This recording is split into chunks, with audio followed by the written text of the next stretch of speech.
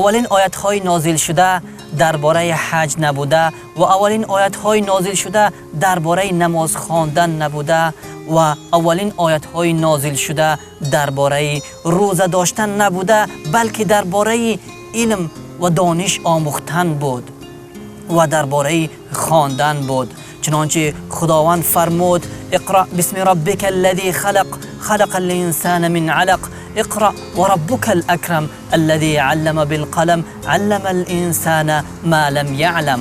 خداوند در این آیت های نازل شده که اولین آیت ها نازل شدن بالای پیغمبر خدا صلی الله علیه و سلم خواندن را 3 مرتبه تکرار کرده.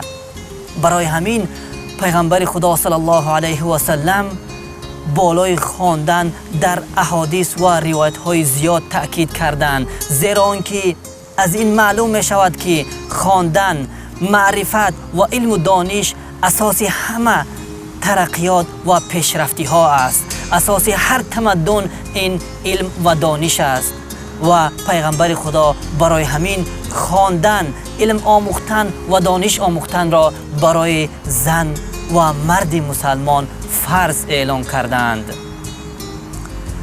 و مسلمان ها توسط علم و دانش تا قرنهای 17 و 18 به بهترین کامیابی ها رسیدند و به بهترین ترقیات و پیشروی رسیدند.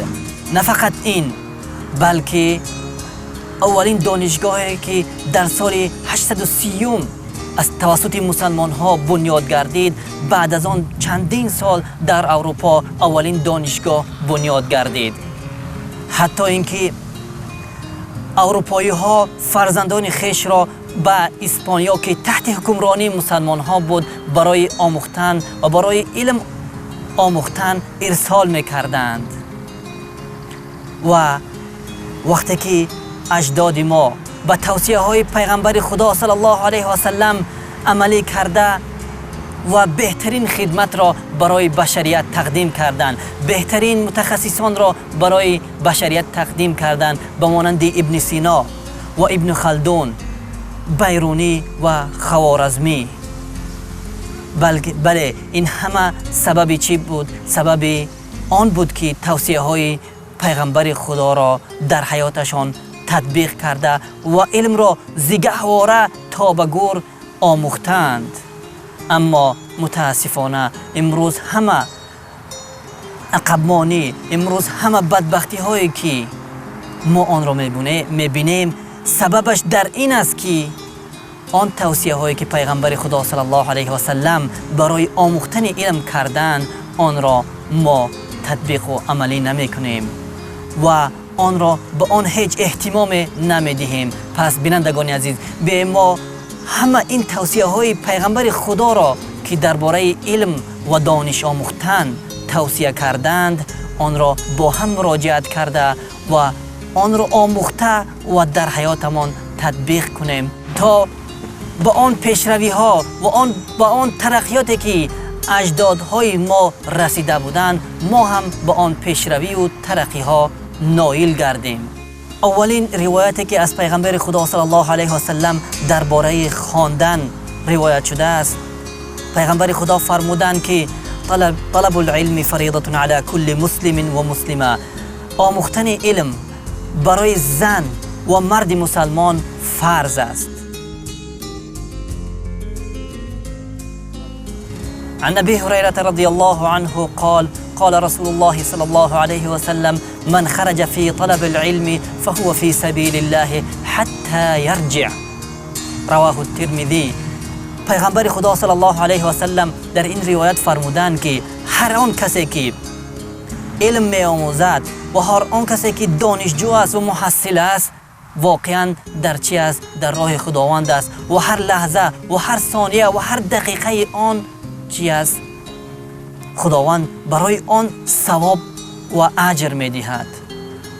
پس اگر ما بخواهیم که در راه خدا باشیم باید حداقل روز 10 دقیقه کتاب بخوانیم و علم بیاموزیم تا آنکه در راه خدا باشیم و این روایتی که از پیغمبر خدا شده است آن را در حیاتمون تطبیق و عملی کنیم.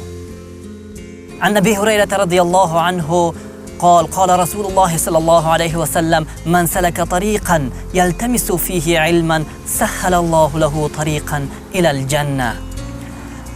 پیغمبر خدا صلی الله علیه و سلم در این روایت فرمودند که هر آن کسی که راه را انتخاب کند برای آموختن علم، خداوند راه جنت را برای آن آسان میگرداند. این واقعا برای آن است که و تشویق است که ما مسلمان ها چیکار کنیم؟ علم بیاموزیم، ما مسلمان ها کتاب بخوانیم و واقعا هر آن دانشجو و هر شخص و هر نورس و جوانی که وقتهای خود را در مکتب میگذراند واقعا چه در راه خدا می باشد. واقعا خداوند راه جنت را برای آن آسان می کند، چی باشد دیگر مشکلی ها. و در دیگر روایت پیغمبر خدا صلی الله علیه و سلم فرمودند عن ابي هريره رضي الله عنه قال قال رسول الله صلى الله عليه وسلم اذا مات ابن آدم انقطع عنه عمله الا من ثلاث صدقه جاريه او علم ينتفع به او ولد صالح يدعو له. رواه مسلم. پیغمبر خدا صلی الله علیه و سلم در این روایت فرمودند که هر وقت که انسان از این دنیا گذشت و فوت کرد، تمام اعمال آن چی میشوند؟ قطع میشوند مگر سه چیز: صدقه جاریه، هر آن صدقه که صدقه کرده باشد و تا بعد از مرگش هم آن باقی بماند، چی حتما ثوابش برای آن شخص میرسد. یا اینکه آن علمی که اثرش مانده و مردم از آن استفاده میگیرند، ثواب این هم برای آن شخصی که وفات کرده است حتما میرسد. یا اینکه سوم، اگر چی فرزندی نیکی که در حق پدر چیکار کند؟ دعای نیک کند. واقعا که این روایت است که پیغمبر خدا صلی الله علیه و سلم ما را تشویق به آموختن علم و تشویق به خواندن کردند، تا زیرا اینکه حتی انسان اگر از این دنیا وفات کند و به دنیای فانی هم انتقال یابد، فایده آن علم چیکار میکند؟ حتما بر آن میت خواهد رسید. پس بینندگان عزیز، بیایید این همه توصیه های پیغمبر خدا صلی الله علیه و سلم را تطبیق کرده و حداقل در روز 10 دقیقه و یا اینکه 15 دقیقه خود را در خواندن و در علم آموختن صرف کنیم، تا به اون کامیابی هایی که اجداد و نیاکان ما رسیده بودند، ما هم به اون کامیابی ها و ترقیات و پیشروی ها برسیم.